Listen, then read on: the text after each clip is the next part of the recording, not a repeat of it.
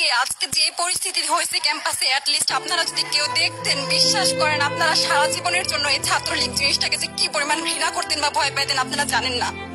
এরা আমাদের সামনে রড দিয়ে পিটায়া, ছেলেগুলারে রড দিয়ে পিটায়া একদম মাথা মরা করে ফেলছে। তারা এসে আমাদের পেছনে লুকাইছে, আমাদের বোরকার পেছনে, আমাদের ওড়নার পেছনে লুকায় বলে, আপু আমাদের একটু লুকায় রাখেন, আমাদের ওরা মাইরা ফেলবে, আমাদের বাঁচান আপু বাঁচান। আমরা তাদের ওড়না দিয়ে বোরকা দিয়ে লুকায় রাখছি, সেইখান থেকে আমাদের ধাক্কা দিয়ে ফেলে দিয়ে তাদের বের করে আবার মাথায় রড দিয়ে মারছে।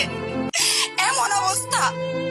এবং তারা আমাদের ক্যাম্পাসের পরিচিত মুখ, আমরা চিনি তাদের, তারা এই অবস্থা করছে, রাস্তায় একদম শোয়াই ফেলছে। আমাদের হলের মেয়েদের বুকে বড় বড় যে আসতো ইট গুলো বুকে ফেঁকে দিচ্ছে, মানে একদম পুরো বুকে লাগছে, এরকম জামা কাপড় ছিঁড়ে ফেলছে, এত বাজে অবস্থা। অথচ আমার ব্যাচমেট, আমরা যাদের সাথে ক্লাস করি একসাথে বসি, আমি তাদের একটা কথা বলতে দেখি না এগুলো নিয়ে, একটা কথা না। এবং তাদের নিউজ ফিডে গেলে দেখবেন তারা এখন এগুলাই সাপোর্ট করে।